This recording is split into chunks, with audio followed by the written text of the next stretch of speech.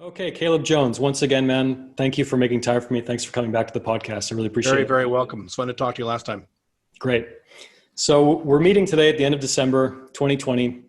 You've put out a ton of content on this topic this year, just about the Corona madness and what a weird year it's been for the planet. I just told you that I'm about to do my yearly plan, and I'm planning with coronavirus in mind now, which a year ago both you and I didn't do. But Correct. It's been such a bizarre year for so many people. This is a big question, but I'm really curious, like, what are your main lessons or takeaways from this weird year that we've had? Like, what did this year teach you? Teach me. Excuse me. What did it teach Or perhaps me? reinforce to you? It was mostly a reinforcing year for me. And the reason for that is I learned these lessons that most people are learning this year back in 2008. So 2008 was the year when that crash occurred. That was the year where I had to learn some new things. That year really smacked me in the face, mostly financially. So from that year is when I said, okay, this is never happening to me again, because we have these crises approximately once every 10 years or so. So I am never going through this again. Excuse me. So the next time this happens, I'm going to be prepared. I'm going to be fine. And if I have to bust my ass for several years to make sure this never happens again, I'm going to do that. And that's kind of what I did. So this year has been a very good year for me. Now, it's not as good as I wanted it to be when I was planning. When I was doing yearly planning last December of 2019, obviously, like you just said, I had no idea this was going to happen. So I set some big goals for this year. So the big goals didn't happen, but I still did very well this year across the board in all the financial areas that I find important. The one thing I did learn something this year. The one thing I learned is that I focus a lot on having an emergency savings buffer at all times. And I had a personal savings buffer. I did not have a business savings buffer. And the reason for that is, and I've talked about this in some of my videos, I expanded massively in the last year and a half. So a year and a half ago, I had about, I want to say 4 people on my staff, 4 or 5. I now have 18. So I went from 4 to 18, which means I have a lot more business infrastructure now than I did a year and a half ago. And this year taught me I need to make sure that those expenses are also covered in my buffer savings. So now I have a combined personal / business buffer savings for the future, again, for the future. So now that way I don't have to worry about, I don't want to mention names, but various people on the internet, various people in terms of people I know, business owners who had to lay off a lot of people. As soon as Corona hit, they had to lay off a third of their company or lay off 10, 20 people. I didn't have to do that because I had a buffer savings. And when this happens again, I'm really not gonna have to do that. I was actually reading a few weeks ago, 2 months ago, about how when Bill Gates was running Microsoft, he mandated that Microsoft at all times carry an entire year of expenses in the bank. And if you can imagine how much that would be for a company the size of Microsoft at its height.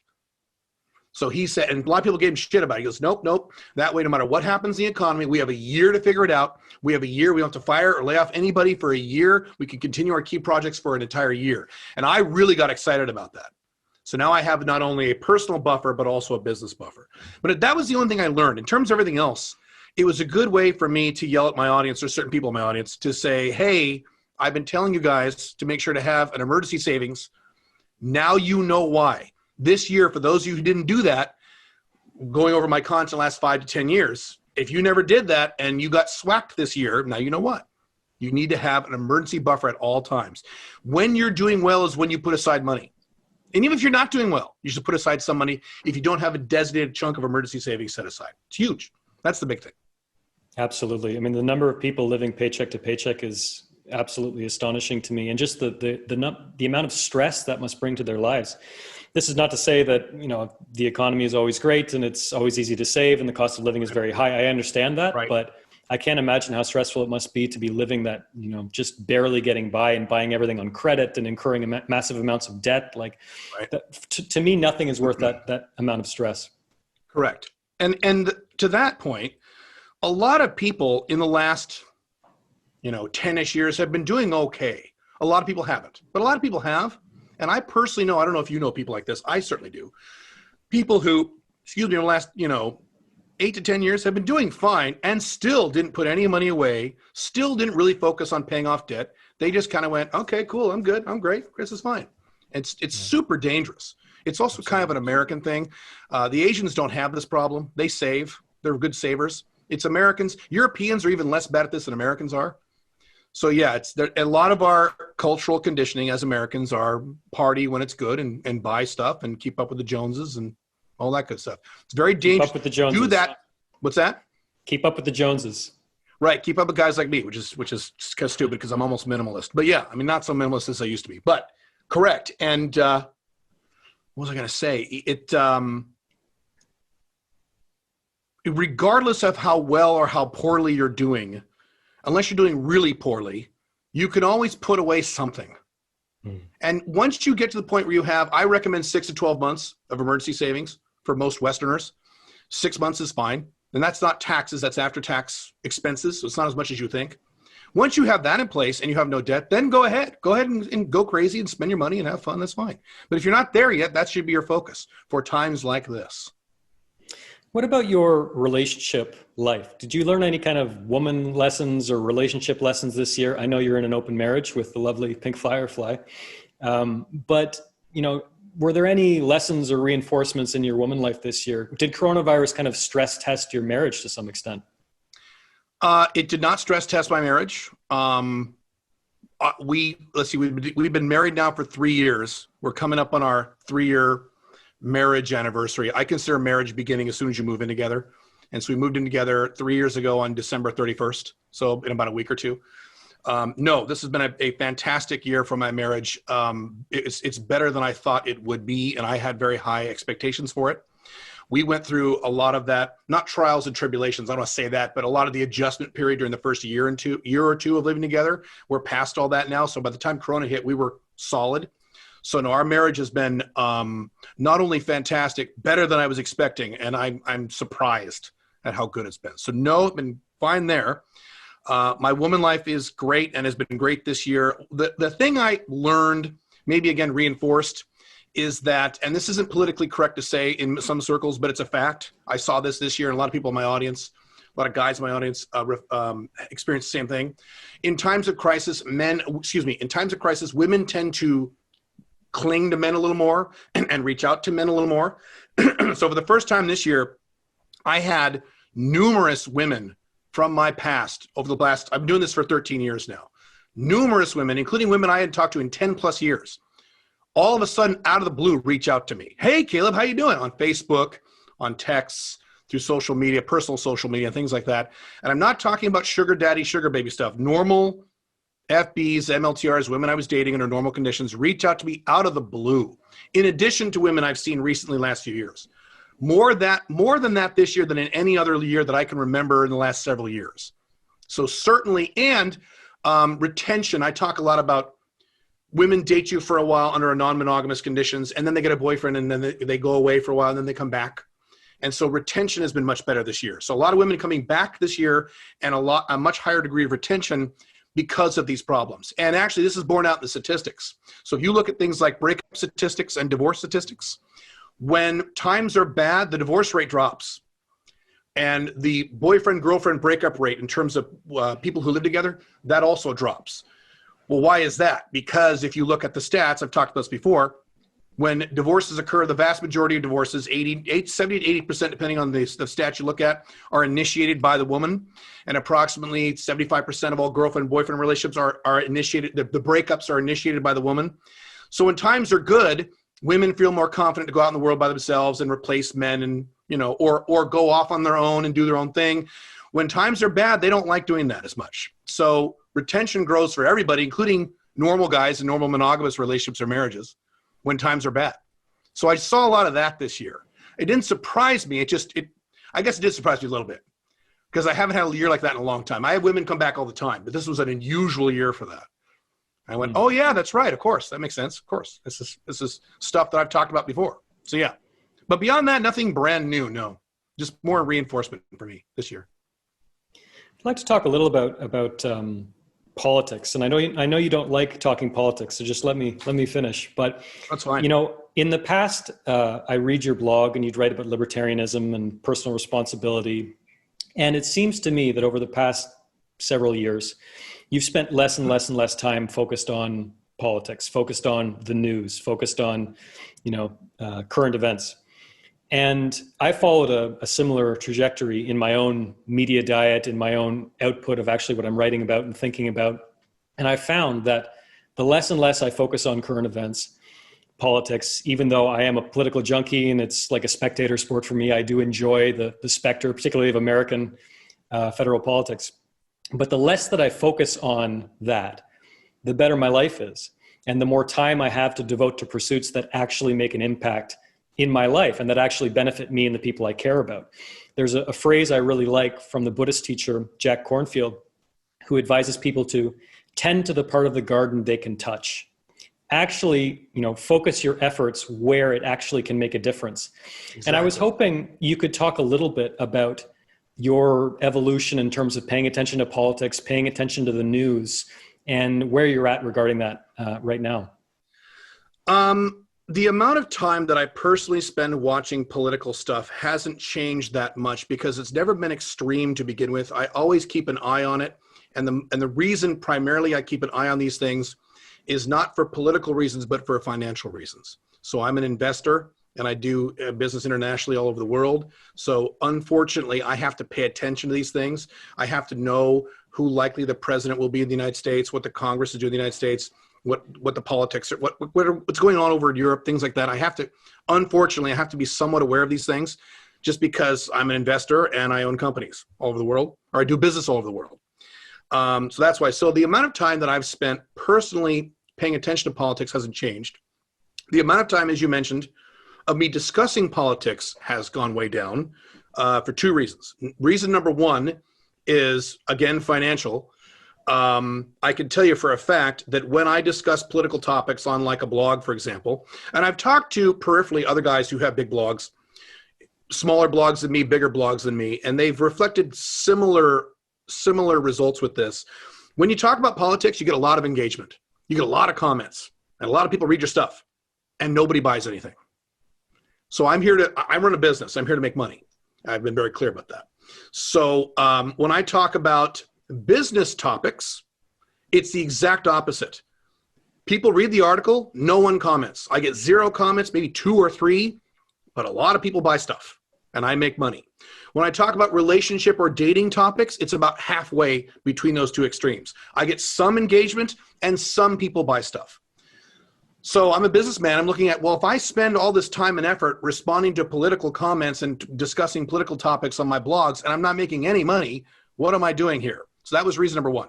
Reason number two is I have found definitively now in the past, certainly over the past 5 to 10 years, particularly with Americans, because the Americans are unfortunately the worst at this, but other Westerners are pretty bad at this too, Canadians, Europeans, etc. You can't change anyone's mind with politics. Absolutely. So you could take, you can't anymore. You could take a hardcore left-wing person or a hardcore Trump supporter. You can show them fact, and they'll say, F you, I don't care, you're a racist or you're a cuck or what have you. And I'm exaggerating, but you're not going to change anyone's mind if you show them facts. Now, this is different than 25 years ago. I was much more politically active in the 90s with libertarian stuff. And you could, 25 years ago, 20 years ago, sit down, particularly with a conservative, and lay out the facts, and the person would go, oh, okay, damn, that kind of makes sense. That's why you had guys like Ross Perot back in the early 90s get 19% of the vote, even though he wasn't a Democrat and he wasn't a Republican. That would never happen today. No one is interested in the facts. They're interested in being angry and the feels. And so again, why am I spending time discussing these topics? Libertarianism, small government, which in my opinion is the least bad political philosophy. Minarchist libertarianism, in my opinion, everyone has different opinions, is the least bad political philosophy in terms of the typical modern, typical average guy. Why would I spend my time doing this if no one or virtually no one is going to change their mind? We're wasting, on top of the fact that I'm not making any money. So now I'm wasting my time and I'm wasting other people's time. People mostly want to reinforce their beliefs, not get the facts and make decisions based on what's happening in the real world, unfortunately. And it's getting worse, not getting better. So there you go. That's why. So it's not really a difference in me in terms of consuming political content. There is a big difference in me discussing political content for those two reasons. And by the way, really quick, there's a percentage of my audience that doesn't like that. They're like, but I want to talk about politics. I like arguing about this. I like watching people argue about politics on your blogs, Caleb. Yeah, it's entertaining. It is very entertaining. The entire 2016 election with Trump was extremely entertaining. Didn't fix anything. as I said it wouldn't, but it's fun. But again, I have to make a judgment call where I spend my time. Absolutely. It always just blows my mind, so I have extremely limited social media time. I really limit my time on social media. If I go into Facebook, I don't have Facebook on my phone. If I go into my desktop and bring up Facebook for whatever reason, there's a Chrome extension that blocks my news feed. I just don't engage at all. And I'm watching these people, occasionally I'll get curious, I'll go into someone's page and I'll watch these people engaging in these, dozens of comments long political back and forth. Constantly. And I'm thinking the time that these people are investing in this, and to what end? What is this actually accomplishing? What else could you be doing with this time? It's fun to be angry. I guess. It's not in my opinion, but you and I are the exception. I think it was Joe Rogan. Someone recently on the internet, someone big, I forget who this was, made that observation. It's fun to be angry about things. And with most personalities, that's kind of true. And I go back to my standard line is, and I teach Alpha Male 2.0, so I have very specific parameters about this. If you are making at least $75,000 a year with location independent income before taxes, and you are having sex as a man, you're having sex with at least 2 women who you find attractive on a regular basis with little drama. If you've got those 2 things in place, and let's throw a third one in there, you're reasonably healthy, you're physically healthy, certainly if you're over the age 35, you're healthy, then go ahead. Waste all the time you want bitching about politics and bitching about things that are literally never going to change. That's fine. The problem with what you're describing, in my opinion, is the vast majority of those people you're seeing, and I see the same people too, the vast majority of those people don't have either one of those things in place. So instead of focusing on building these lifestyle structures, which is what they should be doing, they're focused on bitching about politics, which isn't going to help them at all, other than make them more angry. And you could argue, less able emotionally to take the action on these things to get these things done, which is really bad. Yeah. Yeah. And it amazes me the extent to which people are threatened by contrary opinions, or they have all these really strong reactions to contrary opinions. For example, you know that I'm a big fan of yours. I absorb a lot of your content. I've read your books. Right now I'm in a monogamous relationship. I am in no way threatened by what you say about monogamy not working or this or that, and I've been in different relationship configurations over the years, but that's what I'm doing right now. Does that mean that I have to write off all of your business advice, all of your lifestyle advice? Absolutely not. All these people, anyway, I don't mean to get into ranting territory here, but it always blows me away. I agree with everything you're saying. I agree with you. Yeah, it just blows me away the extent to which people, have to throw out the entire person rather than just absorbing what works for them, like take the best and leave the rest kind of thing. And if someone disagrees with me, I don't care. Like, what's the point of arguing and fighting and wasting my time? Absolutely. Exactly. I'm a libertarian, which means I wouldn't be able to have any friends or work with anyone or date literally anyone if I had that view. Yeah, you're dealing with around 0.5% of the population? Universe. Right. It's 2%, 1% at best. I mean, it used to be 3 or 4% pre-Trump. Now it's probably less than 1%. I would have to be a hermit if I followed the viewpoint of, you have to agree with my political views or else F you. It's not possible. Yeah, I mean, so not only is it a stupid thing emotionally, logistically it doesn't make any sense. And there are guys now, guys who I respect, guys who I think are very intelligent on the right side, on the Trump side, watching some of the YouTube videos about, you know what, that's it, guys. We need to stop doing all business with anyone who votes for a Democrat. These people are destroying our country. We need to be insular and, okay. I mean, I've solved that problem a long time ago. I'm moving out of the United States in about a month and a half.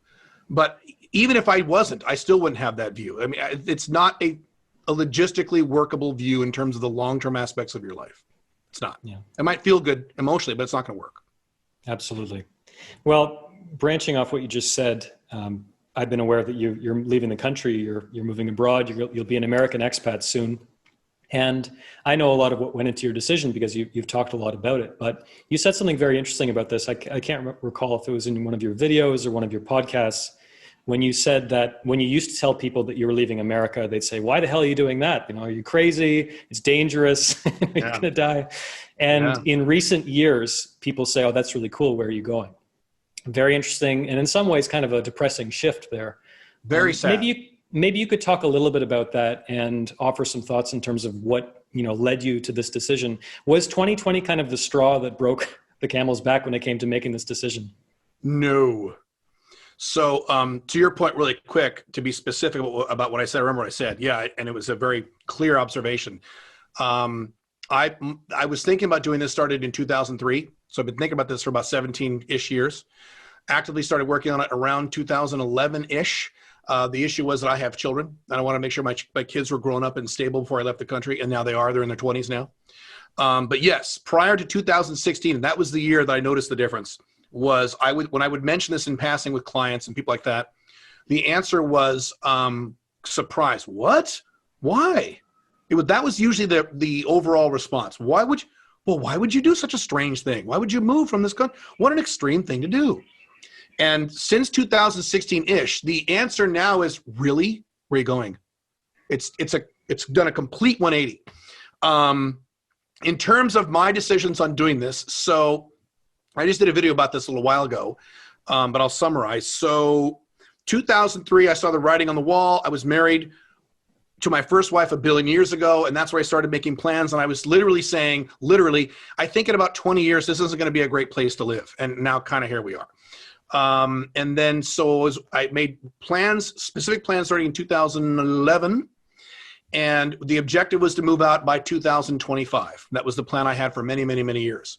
Then around 2018, I think that was it. A number of things occurred. One of the things that occurred was Trump's Muslim travel ban, where he signed a piece of paper banning travel from like 9 different countries. And I don't know if you remember this, but for several weeks, he instantly paralyzed all the airports in the United States. There were thousands of people mobbing the airports. The airports were snarled because, as typical, as usual, the government didn't think this through. And they went, okay, I guess, okay, we'll let you in and we'll let you in, but not you. And I went, my God, if one dumbass can sign a piece of paper and limit my ability to legally travel, because they were blocking legal residents, people who had lived here 10 years, who were not citizens but were legal residents. Matter of fact, my girlfriend before Pink Firefly, before my wife, was a non-citizen legal resident in the United States. And we went to Canada one time. We came back over the border, crossing into Canada, no problem. Coming back, I got right through. They stopped her and they pulled her into an office and they interrogated her. She's this little Asian girl. They interrogated her for about a half an hour and she was terrified. They almost didn't let her back in the country. A legal resident. And that was the straw broke the camel's back in terms of the 2025 timeframe. So I said, okay, I am not waiting to 2025. If it's getting that bad that fast, it's going to get a lot worse it's going to get much worse faster than I think. So I changed that to 2021, which is in a few days. So February 8th of 2021 is when I leave. And I'm super excited. It's like being I was just talking to someone about this the other day. It's like the feeling I have is similar to being a senior in high school, and it's less than a month before the end of the school year, and you're sitting there looking at that clock, waiting for 3 o'clock every day to get out of school because I wanted to leave school so bad because I wanted to get a job and make money. And I remember being so antsy and so excited. That's the feeling I have right now. I got about 45 days. Interesting. Yeah, I've been an expat for most of my adult life, actually. I'll be really curious over the next few years to hear about whether or not you have the same experience. Counterintuitively, actually, the longer I stay away, I'm Canadian, so the longer I stay away from Canada, the more appreciative I am of certain elements of Canadian culture. Now, obviously, this is to be expected to some extent, and I enjoy my time in Canada so much more when I do go back. So I'll be curious to hear if you have that same experience. I know you've been traveling abroad for many years, but something changes and I'm not sure if you're looking back through rose-colored glasses or whatnot, but I appreciate Canada more now than when I lived in Canada, if that makes sense. That's why I'm going to have a flag in Scottsdale, Arizona. So I come back, let's see, May, June, come back in June, get a place in Scottsdale, a place to stay and hang out and visit, and a base for when I hang out in America. Because I can't cut off American ties completely. I have family here and friends and clients. Right. So that's why I'm doing that, to not just go cold turkey. I think that's not smart emotionally. Right. I agree. Yeah. I'm not surprised at all if that happens to me too. Sure. Question I have for you, and a concept I'd love for you to talk more about and share with my audience that is somewhat inflammatory on its face: rational selfishness. What is rational selfishness, and why is this good for other people? All human action is selfish. So you have to start there. So if I donate, and I do, if I donate money to charity, I do every month. This is an example, an easy example. You can give you lots of examples.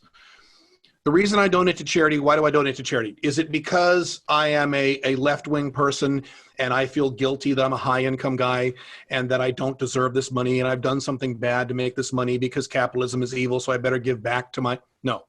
Is it because I'm a more right-wing or Christian-based guy and I believe that God owns the money and I am but a steward of the money and God really, I have to give 10% back to God? No. The reason I donate to charity every month, I do it every month, even on months that are tough for me, I still do it, is because it makes me feel good. And it is part of my mission and it is part of my objectives and it's part of my emotional goals and my spiritual objectives as well.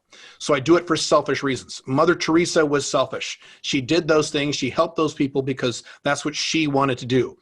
And if you ever say, well, no, I don't do this for me. I do this for my kids, or I do this for the poor, or I do this for whatever. If you ask why enough times, why this, why that, eventually you get to it because it makes me feel good. I think Tony Robbins observed this, 30 years ago. So all human action is selfish. The only issue is whether or not it's rational selfishness or irrational selfishness. So irrational selfishness would be, I need $100. I go up to someone on the street, I punch him in the face, I grab his wallet, I rip $100 out of his wallet, I run away. I'm selfish and I'm being irrationally selfish because that action is going to cause a chain of events that's going to make me less happy in the long term. Rational selfishness would be, I want to play a video game and maybe it's Sunday afternoon, it's my day off, and my wife wants her to help me. I just helped her build some of these clothes racks, those things you have at Nordstrom's with the wheels you hang the girls' clothing on. Can you help me build my clothing rack? I want to play a video game, but no, I'm going to stop. I'm going to go help her. I'm doing that because I'm being selfish. I want a very high quality, low drama, wonderful, non-monogamous, long-term marriage. Ideally, the rest of my life, I can do it with my wife. So in order to accomplish that objective, I'm going to be selfish by helping her. So in both cases, I'm being selfish, but in one case, I'm being rationally selfish. In that case, I'm being irrationally selfish. So it's not whether or not action is selfish. It's whether or not you're being rational or irrational.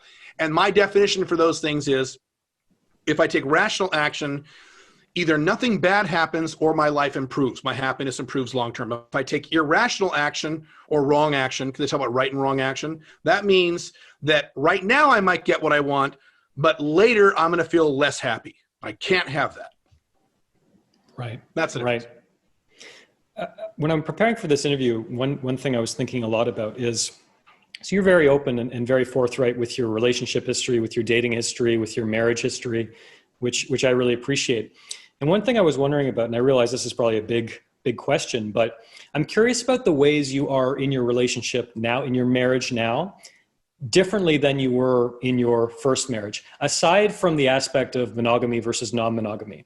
How do you show up in your marriage differently now compared to your previous marriage? Like, yeah, what kind of a husband are you now compared to the husband you were before? Radically different. I'm the same guy, but in terms of husbandry skills, that's an animal thing, right? Animal husbandry. In terms of being a husband, radically different. So when I was a husband the first time, I got married when I was 25 years old, which is one of the dumbest things a man can do. I was a kid. I was younger than my son is now, which makes me shudder. I was married and I had 2 kids pretty quickly. So I had a family of 4 by the time I was in my mid to late 20s. And I didn't know what I was doing. I was a beta male. I was not super experienced with women. I wasn't inexperienced, but I wasn't experienced. I had never lived with a woman before. I had never read any books on how to manage relationships. I tried to toward the end of the marriage. I got some marriage books, but it was way too late. So I didn't understand the dynamics of when you live full time with a woman, when you're in a romantic relationship with a woman, the ways in which men and women are radically different from each other in terms of communicating how they feel and what they want, and the ways in which you manage conflict and drama both in a normal relationship and a live-in relationship. I didn't have any of those skill sets. And I just operated based on how most men operate. I just did a video about how men use logic when they have an argument with a woman they're dating. They use logic and numbers and facts, and it just pisses women off when they're upset. That doesn't work. And I did that all the time in my marriage, and it just made my wife at the time furious. And my marriage got worse and worse and worse and worse. Today, I am much more conscious and I am much more strategic. Instead of focusing on being right all the time and focusing on winning the argument, I am focused on I call it winning the war instead of winning the battle. So I have a book called The Ultimate Open Marriage Manual, and I talk about this a lot, but it's the difference between winning the battle, which is the argument or discussion you're having right now, and winning the war, meaning I have a long-term, low-drama, happy, non-monogamous marriage to my wife, who is the most wonderful woman I've ever met. And so my objective is having a great marriage, not being right, and not trying to one-up, and not trying to, well, I could go on and on about that. But that's, I don't know if I answered your question. It's a big question. That's my big, probably too broad answer, is it's radically different. I do everything consciously and strategically instead of just reacting to problems all the time, which is what most men and most women do when they live with somebody, or even in a serious relationship when they're not living together. It's night and day. There's almost no comparison between the two marriages. Maybe you can help me understand this better than just getting a little more specific. So you talk a lot about outcome independence, which is an idea I really like, and I've really tried to internalize to a significant extent. Maybe you could talk a little bit, and this is something that I'm not entirely clear on, the difference in your marriage, in the context of your marriage, the difference between being outcome independent and being a cold bastard, being a cold-hearted bastard. How can you be outcome independent in your marriage without making your partner feel alienated, hurt, etc.? So the way I define outcome independence is that you don't give a shit about the end result of the individual scenario you're involved in at the moment. So to use some easy examples, you're on a first date with a woman. You don't care at all how that first date ends up. You don't care because you know if it doesn't work out, you can schedule another first date with another woman. There are probably several 100,000, if not several million women in your city, so any one individual woman doesn't matter. If you're on a sales call with a client or a new customer, a new prospect, it doesn't matter what the result of that meeting is, because if that doesn't work, you can find somebody else. You don't need one of anything. So in terms of a marriage, it's pretty much what I just said. I don't care about the day-to-day results on any individual comment or any individual disagreement. What I'm focused on is the marriage itself. It's pretty much what I just said. So, for example, I'm outcome independent in my marriage. So if my wife says something that I know for a fact is wrong, she's wrong. She's saying something that is factually and logically wrong. What I used to do when I was a dumb shit, it was I would say, no, that is incorrect. What is really the case is A, B, C, D, E. How do you think she'd react to that? Oh, and we'd have problems, of course. Today I go, okay. It's a radical difference. And men, it's very hard for men to do this. Men have egos. We have fragile, touchy little baby egos. So it's very hard for a man to have his wife or girlfriend say something wrong and go, okay. Now, sometimes what I will do, we have a relationship now where I can do this. She'll say something wrong. If it has to do with me, I'll say, actually, no, da-da-da-da. And she'll say, no, it's not. And I'll say, okay. And years ago, I told her, you know how sometimes I just go, okay, that means, you know, you're wrong, but I'm not going to argue about it. It's no big deal. I don't care. And I love you, and it doesn't matter. And so she knows what that means when I say okay, but it still happens all the time. She'll say something, and I'll say, well, actually, no. And she'll say, no, but no. I'll say, okay. And now there's no argument, no drama. I don't care. I'm outcome independent. I don't care. I don't have to be right. So that's the best way I can say it in terms of a marriage or a serious relationship. I am outcome independent. I don't care about the results of being right. What I do care about is the marriage, which means I have to care about her feelings. And I'm an INTJ.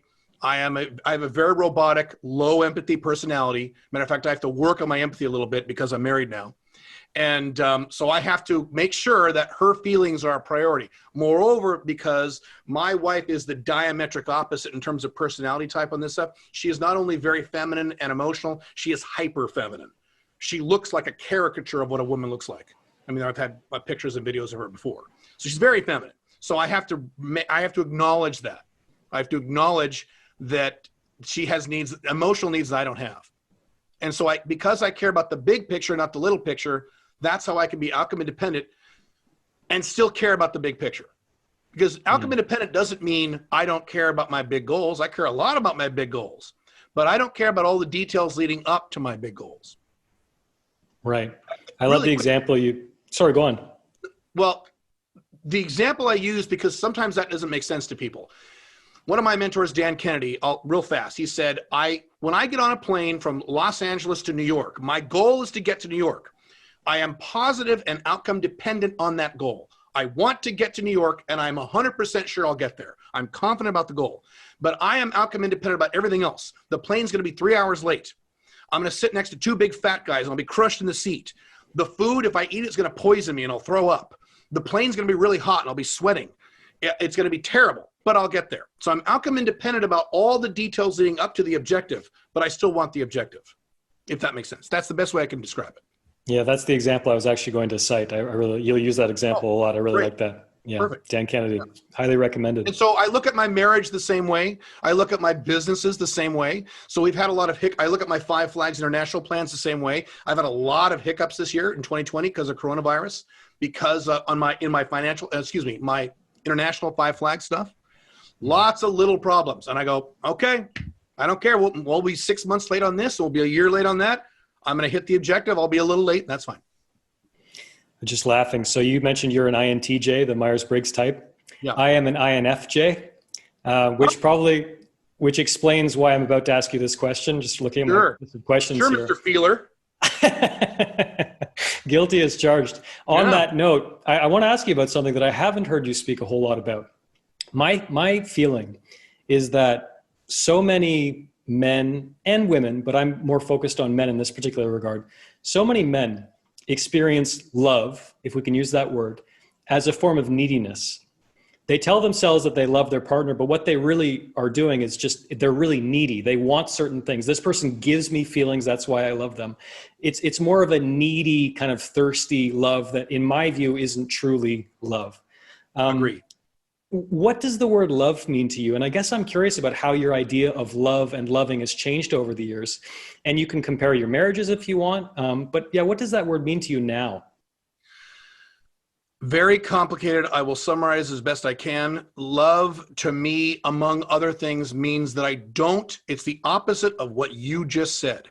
I don't need this person, but I choose to be with this person. So in my scenario, that is literal. And it's going to sound like I'm bragging, but these are the facts. And I've written about this before over the past 13 years. There's lots of documentation of things I've experienced the last 13 years about this. Prior to her, for many years, when I was hardcore Black Dragon pickup artist type guy several years ago, I would average 2 marriage proposals per year from different women over a period of about at least 5 years.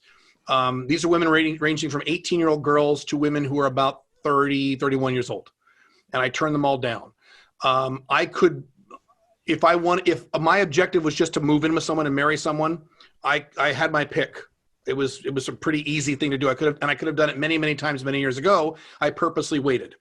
And so I am still in that condition where even when I was dating Pink Firefly, I still had this in my head. I would like to settle down someday, but I am in no rush. I could wait till well into my 50s, even well into my 60s before that happens. I'm in no rush because I don't need it.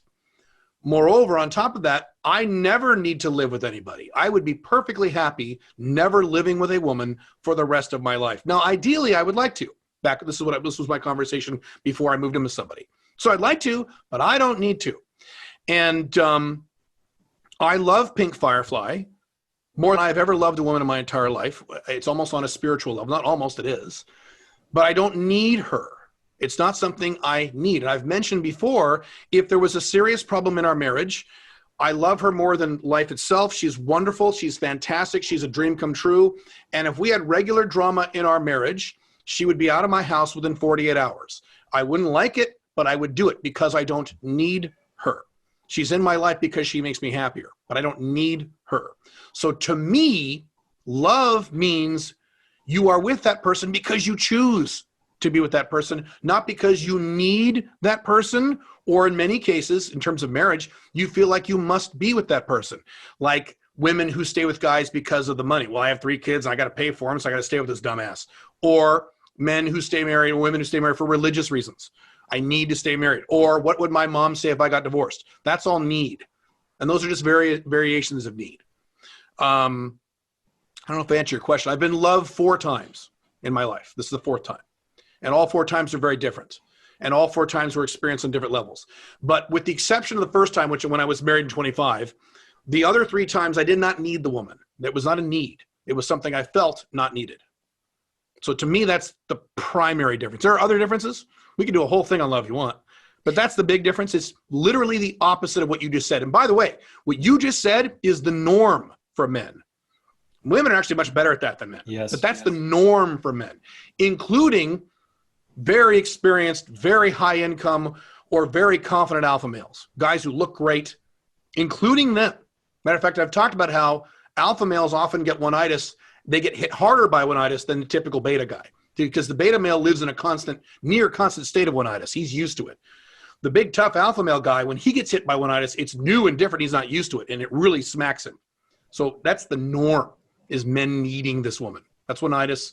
One-itis is, I've said it before, it is the greatest threat to the modern man more than anything else in your life. Debt would be number 2, but one-itis is number 1, because one-itis is the only major problem that is common that affects all the areas of your life. It screws up your financial life. It screws up your physical life. It screws up your relationship life. It screws up all these things. Most problems screw up 1 or 2 of these things, not everything. But yeah. Absolutely. Yeah. And I love to draw this distinction between wanting, desire, and neediness. And as long as we're on on this track of being politically incorrect, I think I need you often feels better to a man hearing that. Now, obviously, there's limits of that. You don't want the woman hearing that from a woman. You mean hearing that from a woman? Yes. Sure. It can scratch a certain itch. Level, yeah. A lot of that's biological. Sure. Absolutely. Whereas to a woman, she needs to feel wanted, not like you have no options, not like you're totally desperate for her, not like you need her to fill some hole in your life, no pun intended, but really like, I want this person. It's kind of, I like to draw that distinction between wanting and actually needing someone. I mentioned in my main book, The Unchained Man, how a woman described this perfectly to me once. We were on a first date. Nothing ever happened to this woman, but she was a nice person. But she said, I am attracted to a man who has that twinkle in his eye, but I can't be that twinkle. Yeah. And I said, that is perfect. Say that again. That's exactly the way women think. Yes. Yeah. Right. If they need you, attraction drops. If a man needs a woman, every woman knows this, but men don't. The attraction that woman has for the man drops instantly.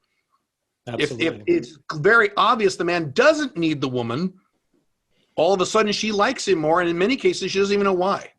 Maybe he's not as good looking as she's used to. Maybe he's not the typical type that she likes, but she's attracted to him because he doesn't need her. Yeah. Right. Absolutely. I'd like to ask you another question that, again, I haven't heard you speak a whole lot about this. And you tell me if I'm wrong, but it seems to me that one of the common criticisms or critiques of open relationships, heterosexual open relationships, is that the man is having a grand old time, having lots of sex with different women, and the woman is acting like she's okay with it, but actually suffering silently. She's actually in a lot of pain. And I'm sure there are certain examples of that going on, but why might that be wrong? Like, can this work where, a woman's totally happy and satisfied in this kind of relationship configuration? 2 answers to that question. First of all, yes, I've seen relationships like that.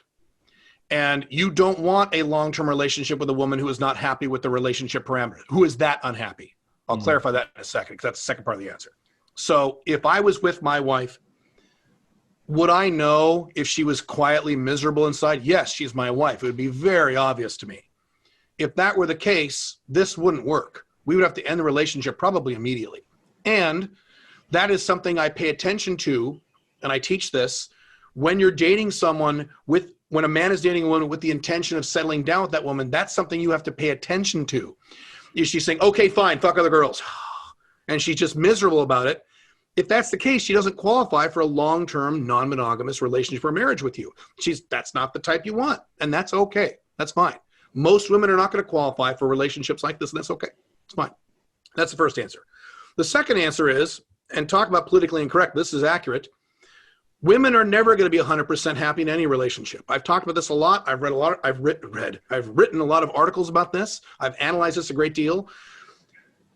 How do I say this to not be an asshole? But I'll say it as best I can.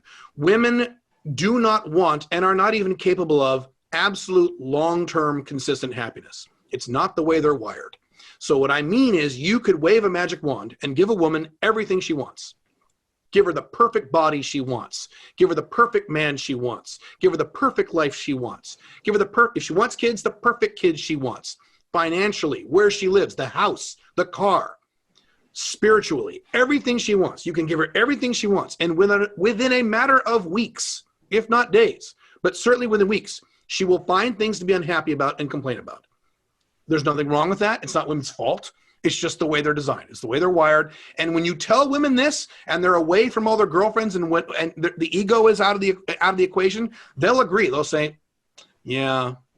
So if your goal as a man is to make sure my wife or my girlfriend is always happy and never unhappy, you will fail. That will never work. And there are a lot of men who try this. And matter of fact, as a man, you want your wife or girlfriend to be happy. And I sometimes fall back into this. I want her to be happy. I have to remind myself, she's a girl. She's never going to be completely happy. She'll have moments of happiness. She'll have times of happiness, eras of happiness, and then eras of anger, frustration, stress. Frustration is a big one with women. So sometimes I will get women on my blogs who say things like, well, you can't do that because that won't make your wife happy. Nothing will make my wife long-term happy. Nothing will do that. If I was completely 100%, so to your point, a woman doesn't like it if her husband is out having sex with other women. If he stops having sex with women tomorrow morning, and that's no longer, if they're now 100% monogamous and he doesn't cheat, it's guaranteed. Within a few weeks, she will bitch about something else. She will. That's just how women work. So one of my deals is, if a woman is going to complain about her husband or boyfriend, you might as well be a man. You might as well do something that is not harmful to you in terms of long-term monogamy, in terms of long-term happiness. Go ahead and be non-monogamous. And if she's going to complain about something anyway, make it something where you could still live your life in a way that you want to live it. Instead of saying, I want to live this way, but I better live this way because my wife won't get mad at me. Your wife will get mad at you no matter what, occasionally. So what is under your control is how often she's unhappy. So my wife is very happy. She's happy the vast, vast majority of the time. Is she happy all the time like I am? No. And she never will be. She's a girl. I'm happy all the time. That's not possible for her. It's not possible for a lot of men, too. I don't want single women out. There are a lot of men like this, too, who will never be long-term happy. But at least men have the option. If they make certain changes, they can achieve this level of long-term consistent happiness, which is what I talk about. It's an option for men. It really isn't an option for women. But it's those two answers. If she's miserable, you shouldn't be in that relationship with her. You're harming her. I have seen one or two guys pull this off. Strong guys who keep their woman around. A lot of Hispanic guys do this. It's almost kind of the norm in their culture. They keep the woman around because they're strong guys. They want to take care of her. They go out and they cheat like dogs. She stays with them, but she's miserable. You can't have a relationship like that. You need to let her go. Let her go with a man who is going to be less of a problem. He'll still be a problem because she's a girl. So those are the two answers. Yeah. What you just said reminds me of that chapter in The Way of the Superior Man, which you've probably read, David Data. Yes. When he talks about the masculine error of thinking being, one day it'll finally be over. I can rest. I'll get the girl and I'll be happy. I'll marry the girl and she'll leave me alone. She'll finally stop complaining. I'll be happy. I'll make a certain amount of money. Then I'll be totally free and satisfied. I'll find a line of work that will, scratch all of my, spiritual needs, and I'll feel like I'm contributing to the world. It never ends. And in a way, there's different ways you can look at that. I choose to see that as kind of a beautiful thing, as a kind of a motivating thing, whether it's my woman in some ways inspiring me to man up and be better, make more money, up my masculinity, whatever it is. You can perceive any of this stuff in any number of ways, but this is such a common male mistake, thinking that just one day it'll be over. One day she'll leave me alone. One day she'll finally be happy and we'll never have drama again. No relationship works like that. Yeah, and that's a big reason why men settle down. Once I settle down, thank God I'm done. No, you're not. You're just getting started. You started a whole new process, another process that will never end. Are you kidding? Yeah. Stupid. What you just described is why a lot of men settle down. Oh, I'm tired of dating. You're tired of dealing with women, so you're going to get married? Are you insane? No, that's not how this works. No. Absolutely. It's a fantasy for men. What you described is a fantasy. If I do this, I can be done. I can take a deep breath and and relax on my lazy boy and live life and be okay. Correct. No, that's not how life works. Even when you retire, it's not how it works, unless you want to die. They've done studies about how when men get to the point where they think they're all done, they die. We need shit to do. We're creatures of work. Correct. Absolutely right. Agree 100%. Yeah, absolutely. The whole retirement discussion. I mean, I'm pretty young. I'm only 33. So maybe you think about this more later in life, but the idea of retiring and just doing nothing all day, it has no appeal to me. I want to do meaningful work up until like the last possible moment. Maybe I'll feel differently in 40, 50 years, but I hope I'll have something keeping me going even at that stage of life. I will never retire. I'll back off. I Hmm. certainly will back off. I will never retire because I love working. Working is one of my Absolutely. greatest joys. I love working. Now, you and I are lucky. Lucky is not really the good word for it. You and I were smart enough to get involved in our own businesses and live our own lives. So you and I probably have a very different opinion about work than the guy who delivers pizzas. But even that guy can start his own business and start doing the work he likes eventually. So yes, correct. I will never retire. I'll back up. I will never retire. That's not only a bad idea to me, it's a horrific idea. To have nothing to do, Jesus God. And even if you put a gun to my head and made me retire, I would go work on other things. I'd write novels or something. I'd still involve myself in work. Yeah, absolutely. Yeah. We talked about that in our first discussion. It was really That's right. helpful. We did. That's right. Yeah. A couple of quick questions before I let you go, Caleb. And once again, just to really appreciate you making the time, and I always really enjoy connecting with you. What are you most excited about heading into the new year? Moving out of the country, number one. Number two, I have 3 companies. I'm revamping. I'm slowly shutting down one of them. I'm revamping a second one, and I'm expanding the third one. Although the third one's pretty much already expanded. The Alpha Male 2.0 company is pretty much already expanded. That's just going to be on autopilot. I'm starting a new venture next year where I'm revamping my marketing company. A, because of COVID, and B, because I'm going to be out of the country and my tax structures will be in a place where I can do certain things I wasn't able to do before easily. That's really exciting. Moving out of the country is really exciting. I've made some breakthroughs in terms of my physical health this year, mostly mentally. So I'm excited to keep working on those. December is a very hard month to lose weight. I've almost given up for this December. God, it's hard, especially when your wife's birthday is in December. So it's a triple whammy of Thanksgiving, then wife birthday, then Christmas, then New Year. Oh God. Anyway, so my favorite day of the year is January 2nd. Because that is a brand new year. I put that brand new calendar up on my wall of all these blank days up on my screen, all these blank days. Blank meaning they haven't occurred yet. And I can plan out the year. We were just talking this offline, planning out that year and getting stuff done in that year. I'm super, super excited for a number of reasons. It's actually getting difficult to sleep in a good way because I've been so excited lately about a number of things. I'm excited about all kinds of stuff. A lot of things. Excellent. And last question, what is the best piece of advice anyone's ever given you? Totally putting you on the spot. Yeah, that's a hard one. I've gotten a lot of good advice. The best piece of advice. First one that comes to mind. Well, the first thing that came to mind was not a piece of advice. It was a piece of wisdom. If I thought about it, I could give you a better piece of advice. So you could derive advice from this. When I was a kid, when I was a young man, a wise older man who is long dead, a very wise guy, not my dad, but a very wise man I knew who was a mini mentor of sorts. He told me, I think I've mentioned this once before on something, a podcast maybe. He said, Caleb, we have our problems. He's talking about consistent recurring problems now. We have our problems because we want them. That's the only reason we have them. So any recurring problem you have it because you want it. And you're going to say, no, I don't. I hate it. It ruins my life. It's terrible. Nope. For some reason, somewhere in your dumb brain, somewhere in your lizard brain, your subconscious mind, or even your conscious mind, that problem is serving a purpose that you want. And so you could fight the problem all you want. What you really got to do is analyze why you want it. And that's the first thing that came to mind when you asked me that question, because that applies not only to individuals, it applies to relationships, it applies to people's lives.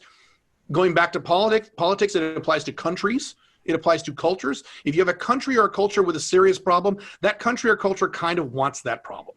And it doesn't really want to fix it. And so it applies on the micro and the macro. That's the first thing that came to mind when you asked that question. I was racking my brain there. Yeah. Reminds me of perhaps one of your more inflammatory podcasts, Everything in Your Life is Your Fault. Correct. So that was an indirect outgrowth of that. Because I believe that literally. There's rare 1% exceptions. Well, what about little kids who get cancer, Caleb? How many little kids do you know who have cancer? Thank you for proving my point. These are the 1% bizarre exceptions. Other than those bizarre exceptions, yes, every condition in your life right now, particularly if you're over the age of 18. Now, you could make the argument if you're 12 or 15 or 8, that's not true. But if you're over the age of 18, you're an adult. Every condition in your life is your fault, including the good ones, including the good stuff. So that's why it's a good deal. You can look at the good stuff you've done, the good stuff you're experiencing and say, I did that. Great. You can look at the bad stuff and say, this is my fault, which means I have the ability to fix it. Because if it wasn't your fault, you'd be fucked.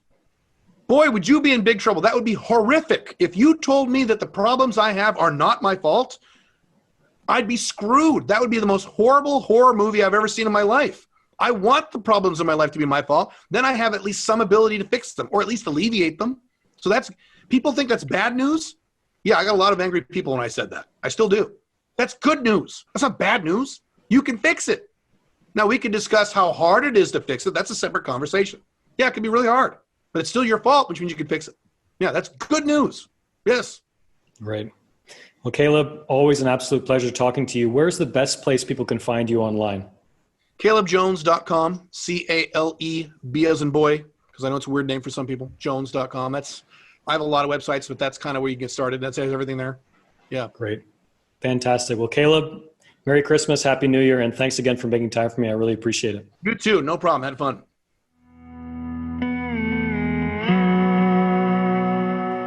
I hope you enjoyed today's episode of Humans in Love.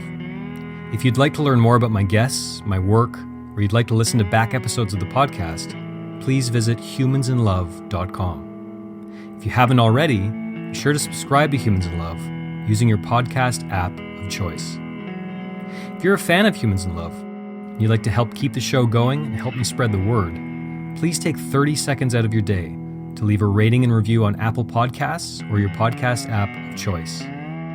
Before I let you go, remember that life is short, so let's make it count. And thank you, as always, for your listenership and support. I'll talk to you again very soon.